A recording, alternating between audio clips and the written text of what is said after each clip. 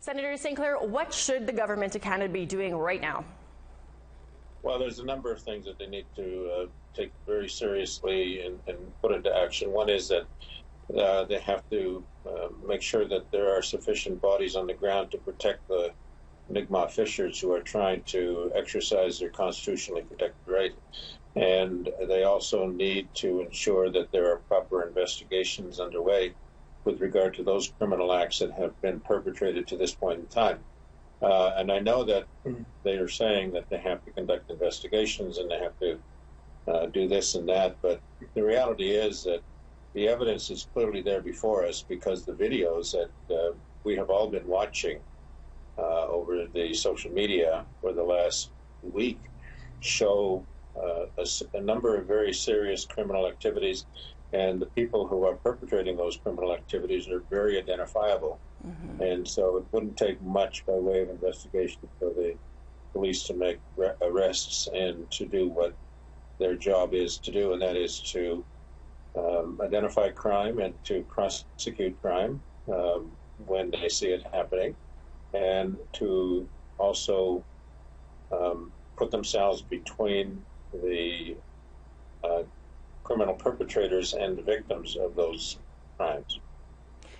Yagmeet Singh, leader of the NDP, had said that this amounts to terrorism. Conservative leader Erin O'Toole had said that the federal government should be negotiating with Mi'kmaq harvesters and the non-commercial fishers to sort this all out. Very different ends of what your reaction could be, I suppose, from these two parties, maybe as expected. What are your thoughts on, is that reflective of, kind of what most people in Canada probably think? Well, I'm actually very disappointed in Mr. O'Toole, because when the Indigenous people in the West Coast were standing up for their rights against the pipeline extension across their territory, which the Supreme Court had also recognized was their right to do, and the police were intervening in order to arrest those who were standing in the way of that activity.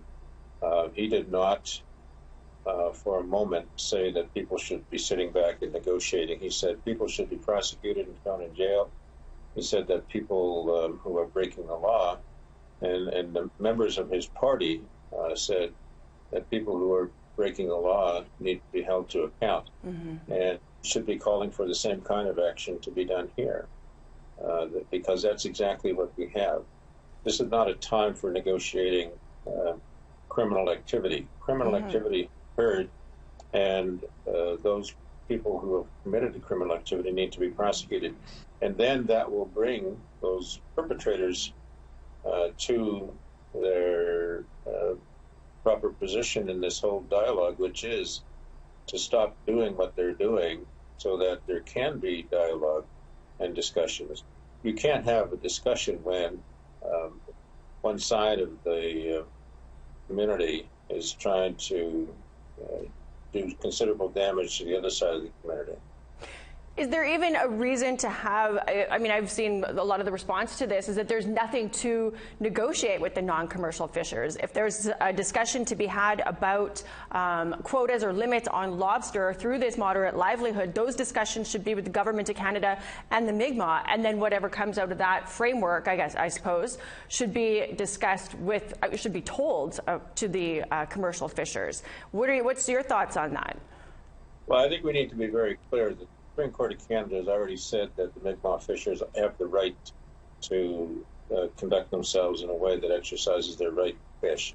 And so they don't need to stop and wait while negotiations take place. They have the right to do what they are doing. The government, the Supreme Court said in the second Marshall decision, the government has the right to put in place a regulatory scheme with regard to what a moderate livelihood means. The government's failed to do that, but the Mi'kmaq fishers don't have to wait for the government to get its act together. They go ahead and do what they're doing. The government can then pass whatever regulations or regulatory scheme they want, and if they decide that the Indigenous fishers are not complying with what the government is saying, then they can lay a charge and prosecute, and it'll go back to the court. But they cannot regulate the constitutionally protected treaty right to fish into non-existence. But that right is now protected, and the Mi'kmaq can continue to do it. Well, thanks for sharing your thoughts on what's going on in Mi'kma'ki. Senator Sinclair, you have a wonderful rest of your day. Thank you very much for allowing me to be part of this discussion.